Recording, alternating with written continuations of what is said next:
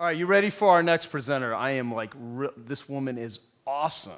She's tiny, fit, and mentally tough. Plus, Mary Morrissey has earned 2 black belts, one in success, the other in failure. Her successes are amazing.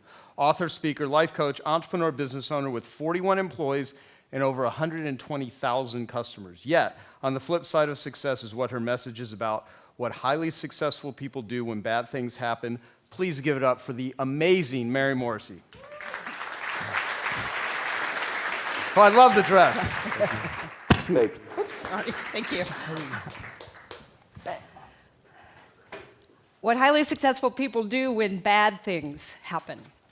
Woody Allen said, "Sex without love is a shallow experience. But as shallow experiences go, it's one of the best." Being an entrepreneur without a plan for what you're actually going to do when bad things happen is not only shallow, it's a recipe, really, for a life-threatening experience. Let me just say something. Thanks to Joel Weldon for this. I was telling him as I was working with him about this talk, I said, nobody gets in the room, in a Joe Polish room like this, without being a tip-of-the-arrow person. Every one of you have taken a lot of risks. You've made decisions, you've put yourself in situations, you've tried some things on, some things worked, some things didn't.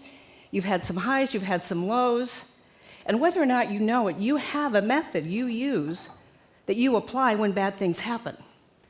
What highly successful people do, I want to suggest to you, whether you're aware of it or not, are 3 simple steps that are deceptively simple.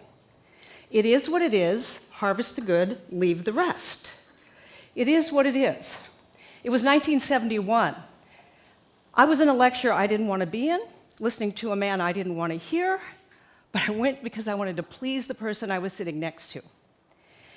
And the lecturer said, "Nothing is bad unless you think it's bad." I was 22 years old. I remember crossing my arms and thinking, well, that's just not true. There's bad stuff in this world. Car wrecks are bad. Murder's bad. War is bad. I mean, there's bad stuff in this world. And then he said, "I know what you might be thinking.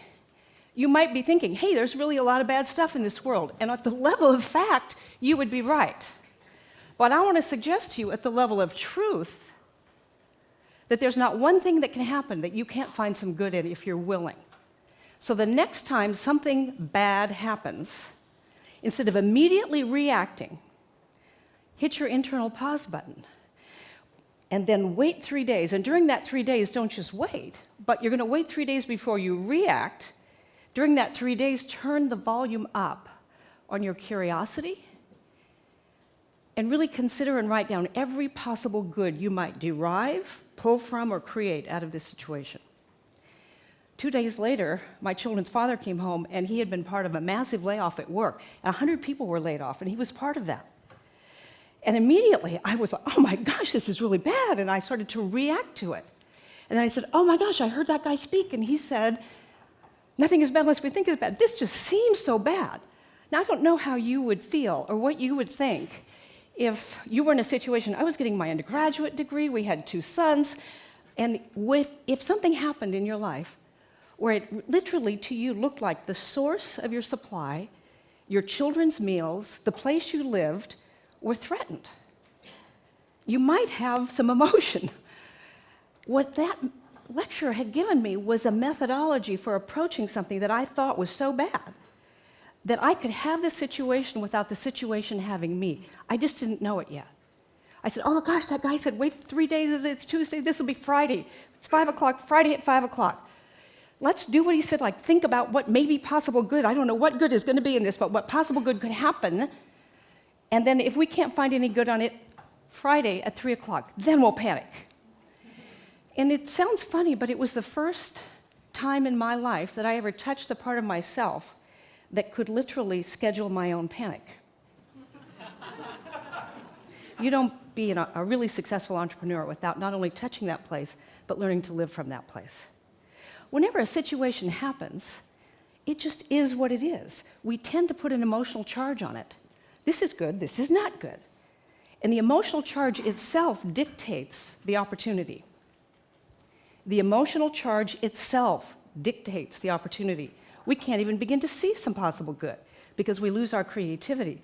We heard Peter Diamandis this morning, and all day long we've been hearing amazing speakers who have not only shown us a level of success, but framework in which they have developed that success.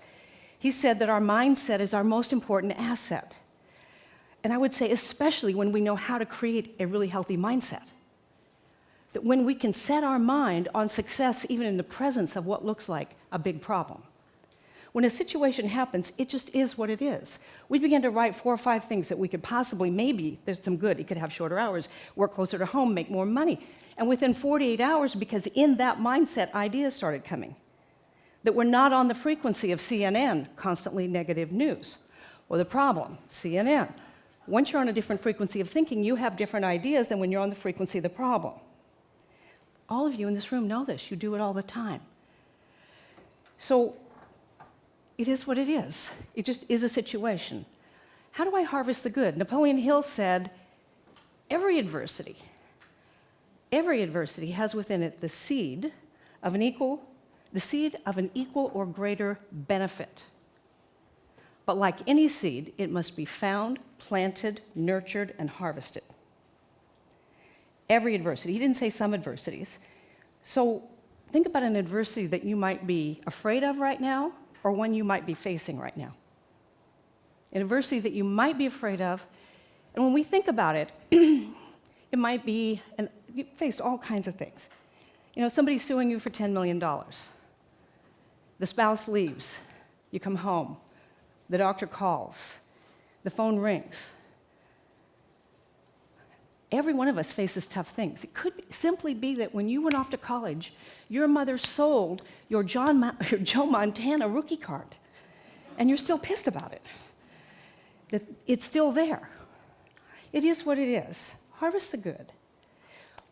Bob Proctor and I, in fact, we gave you a gift. Bob and I have been friends for 20 years, and we created a program on the invisible laws that govern the visible results of our lives, and something that we had both studied for a long time. So we gave you each one of those. It's the entire program, so I'm happy to be giving you that.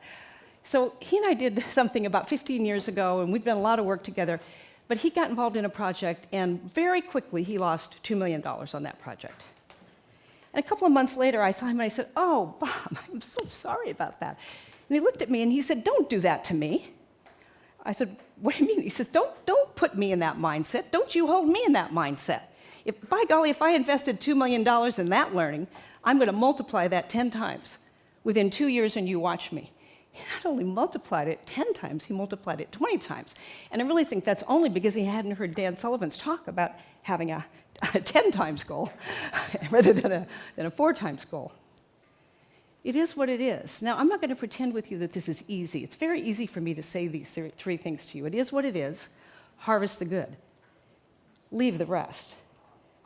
So 2 parents get an email from their daughter, "Hey, Mom and Dad, I'm sorry I haven't written lately, but you see all my things were destroyed in the dorm fire. My eyes are almost completely healed now, and I will have no permanent damage from the smoke. While the dorm is being rebuilt, I've been living with my boyfriend, Roy. I know how much you have always wanted grandchildren. You'll be happy to know you're going to have a grandbaby next summer." A few spaces down, "Please excuse this exercise in English composition.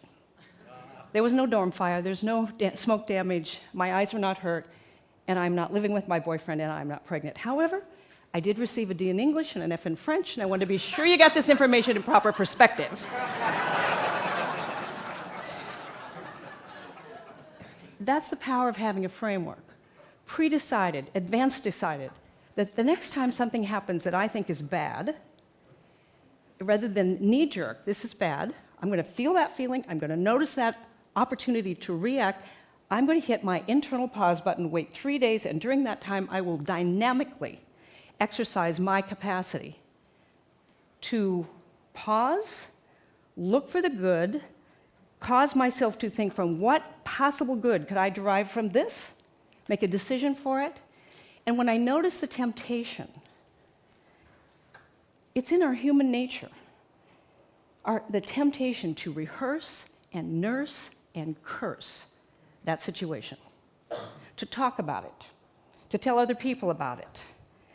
what it does for us and what it does to us is dial down our creativity.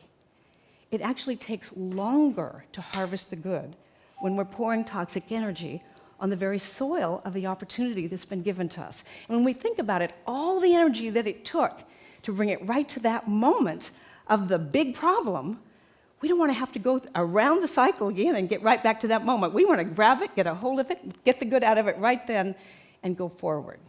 So like any arrow, and again, thank you, Joe Weldon, there's 3 parts to keeping it stable. So you can hit your own bullseye. You're going to have problems. It's in life. It is what it is. Harvest the good and leave the rest. Thanks. Awesome. Thank you. Thanks. Awesome.